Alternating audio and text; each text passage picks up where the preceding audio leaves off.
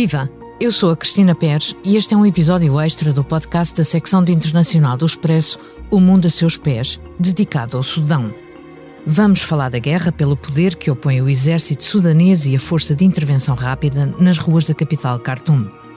As mortes, os refugiados, o abandono do país em busca de segurança ocorrem ao mesmo tempo em que as galerias e os estúdios dos artistas sudaneses estão à mercê dos combates nas áreas da cidade onde se dão os confrontos. As consequências arriscam ser devastadoras para esta comunidade de pessoas que emergiu após a Revolução Pró-Democracia de 2019, a qual acabou com 30 anos de ditadura militar e censura repressiva de Omar al-Bashir. Foram escassos anos em que zonas da capital sudanesa, como Khartoum II e o Souk al-Arabi, fervilharam de galerias de arte e pontos de encontro e produção de arte, agora sob fogo. Para nos falar sobre os artistas que emergiram na cena sudanesa e estavam a ganhar notoriedade internacional, agora muitos deles exilados, temos hoje connosco Rahim Shaddad. Bem-vindo, Rahim.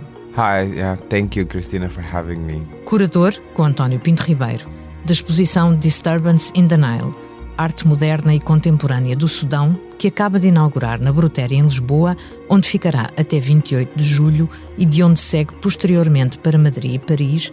Rahim Shaddad é cofundador da Downtown Gallery de Khartoum. Aos 27 anos, trabalha com mais de 60 artistas sudaneses. As obras expostas em Lisboa são as que existem de certeza. As muitas outras que ficaram em Khartoum, tal como a possibilidade de fazer arte no Sudão, têm agora um destino muito mais incerto. Seja também bem-vindo a este episódio extra que contou com a edição multimédia de Salomé Rita e com a dobragem de Bernardo Mendonça. O Expresso faz 50 anos. Celebre connosco e torne-se assinante em expresso.pt. Obrigada por estares aqui hoje connosco, Rahim. O ditador Omar al-Bashir usou censura e decretos religiosos e prisão durante décadas para limitar a expressão criativa, obrigando muitos artistas e músicos sudaneses a fugirem do país. Durante um período curto e recente, a criação artística explodiu. Como é que pessoas, tal como tu, lidaram com essa energia criativa e consequente corpo de trabalho? There's a very easy mistake that Bom, pode-se errar ao dizer que o conceito de arte como resistência começou com a Revolução. Acho que a criação e produção artística durante o regime de Bashir, quando falamos desse período, falamos de um regime que apagava arquivos e queimava quadros, a expressão artística desse tempo era resistência. O que aconteceu durante a Revolução de 2019 foi a descoberta pelos artistas das paredes e muros como telas. E que esses artistas poderiam ser relevantes ao falarem das suas opiniões pessoais e das suas próprias aspirações. É esta ideia incrível de que a arte não é apenas fruída nem experienciada por uma pequena bolha, mas que toda a comunidade pode vivê-la. Foi isso que os artistas descobriram durante a Revolução de 2018 e 2019 no Sudão. Os artistas foram para a rua falar daquilo que se queria para o Sudão e fizeram-no sob a forma de pinturas, e isso resultou na criação de centenas de murais. Eles atraíram a atenção das pessoas no país e no estrangeiro, e foi nesta atmosfera que foi amplamente apreciada e relevante que toda a comunidade fruiu da produção artística. Sendo mais específico, o primeiro detonador do movimento dos murais daqueles anos, 2018-2019, foi quando os artistas quiseram pintar os mártires da Revolução. Eram retratos que se foram transformando em pinturas abstratas que falavam de vários assuntos como identidade, as questões da justiça, as questões do Darfur, a região mais negligenciada do Sudão, as questões da corrupção do governo, da espiritualidade no país, islamismo e arabismo, que também faz parte da nossa identidade. Estes foram os assuntos que começaram a ser falados nos murais. Para nós, a criação da Downtown Gallery resultou naturalmente disto. Quando eu e o cofundador nos sentámos e discutimos a criação da galeria, a nossa primeira linha de ação foi criar um espaço que alimentasse ainda mais aquela energia criativa que estava a acontecer e que a cimentasse de forma a que não se perdesse. Tal como um assunto que ocupa as notícias durante um dia e desaparece, queríamos que ocupasse as notícias e fizesse efeito, porque estava a fazer efeito e as pessoas estavam a ser inspiradas. Nós queríamos que essas pessoas que estavam a ser inspiradas usassem a galeria, criando arte que perdurasse no tempo de forma sustentada. Quem eram essas pessoas que começaram a pintar os murais porque tinha passado a ser possível? Ao apresentar-te, eu disse que representas mais de 60 artistas sudaneses. It's surprisingly that they were multi-generation. Surpreendentemente representavam várias gerações. Na sua maioria eram jovens que frequentavam os 2 últimos anos das escolas de arte ou tinham acabado de se formar. Alguns eram professores de arte, havia alguns que desde sempre produziam arte política. Havia os sufragetes, um grupo muito famoso, criado durante os sit-in de abril-maio de 2019, na sede militar de Khartoum. Um grupo que teve grande influência na criação de muitos murais da cidade. Estes eram os artistas com quem comecei a trabalhar. Eu comecei por escrever histórias, as histórias deles, e por gravar podcasts. As histórias escritas e os podcasts estavam a fazer história daquilo que os artistas estavam a produzir naquela altura. A pouco e pouco, comecei a fazer perguntas tais como é que é esta comunidade artística? Que espaços de exposição têm vocês? Por que é que não há um sindicato de artistas no Sudão? Este tipo de perguntas institucionais que descreviam a comunidade artística e apuravam o que lhes faltava. Foi assim que descobri como era problemático ter um espaço de exposição para mostrar a produção artística no Sudão durante o tempo do Bashir. Depois comecei a perguntar: depusemos o Bashir, temos ainda outras limitações que nos impeçam de criar um espaço? Então vamos criar um espaço. So let's create a space. Havia no Sudão uma academia de arte há décadas. Quer dizer que havia uma arte oficial, havia artistas oficiais? This is a very, very good question. Esta é uma pergunta muito, muito importante, porque a escola mais antiga e mais poderosa de educação artística em África é a escola Makerere, no Uganda, que foi fundada em 1932. A escola artística do Sudão abriu em 1939, apenas uns anos mais tarde, o que significa que a educação artística no país existe há muito tempo. Comparado com outras nações africanas, é por causa desta escola artística que existe há muito que há tantos artistas no Sudão. E existe produção artística também fora da academia. E fora das telas, temos tradição de pintar em conchas, em frutos, temos henna, temos a estampagem dos tecidos que as mulheres usam, produzimos arte de muitas formas. Há um movimento artístico profissional no Sudão ao qual nunca foi dado espaço de exposição nem reconhecimento por parte do governo ou ao Ministério da Cultura. Foi-se organizando por si. Era assim. Take you so far. So, yeah. No próximo dia 6 de julho vais dar uma conferência na Brutéria, em Lisboa, intitulada A Cena da Arte Sudanesa entre Guerra e Revolução. Queres resumir este projeto que passa por Lisboa, Madrid e Paris? So this project is something that we've been working on for a year and a half. Sim, estávamos a trabalhar há 1 ano e meio neste projeto. A Downtown Gallery, que é parceira da Brutéria em Lisboa, sempre lutou por uma indústria artística saudável e sustentável no Sudão. À medida que avançámos a partir da Revolução, incluindo cada vez mais pessoas, achámos natural partir para fora das nossas fronteiras. Este projeto tomou vida através do Pedro Matos, que é nosso coordenador, e é uma consequência natural do movimento. Somos muito conhecidos e as pessoas confiam em nós no Sudão. Começámos a planear falar das perturbações do Sudão a nível internacional. Os artistas sudaneses sempre trabalharam em condições muito difíceis. Houve-se sempre perturbações e queríamos falar disso. Quisemos fazer uma montra de um país que é tão vasto. Tem mais de 200 tribos, cada uma com a sua língua, cada uma tem a sua identidade e a sua própria história. Começámos a trabalhar neste projeto, tudo corria bem e estava a ser muito importante que as entidades envolvidas no projeto trabalhassem como pares, com uma contribuição equivalente para o projeto.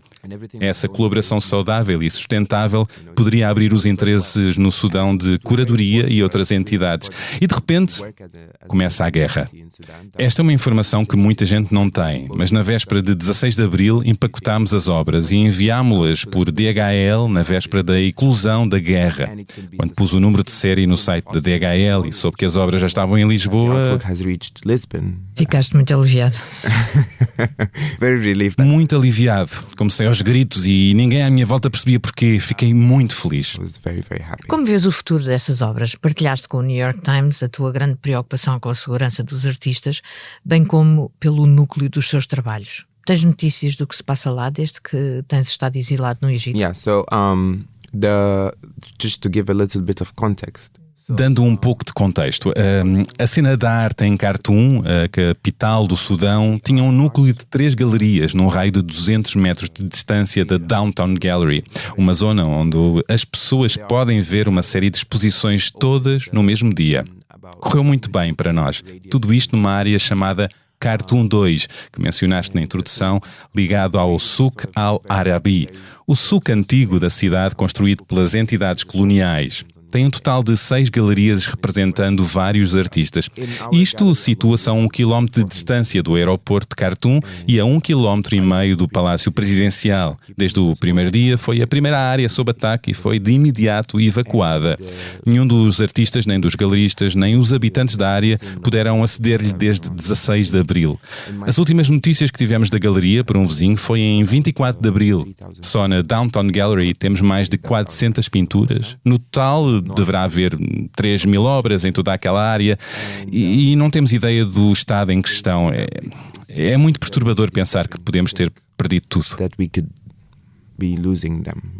Disseste que a vida dos artistas sudaneses sempre foi difícil. Uma guerra é uma situação séria. E há artistas exilados como tu. Que saída prevês? The artists, we've created a database. Criámos uma base de dados para seguir os artistas com quem trabalhamos, professores de arte, ativistas. A maioria está no Sudão, poucos conseguiram sair. Os que conseguiram chegar ao Egito são poucos, uns 20, 25, alguns ainda estão encurralados.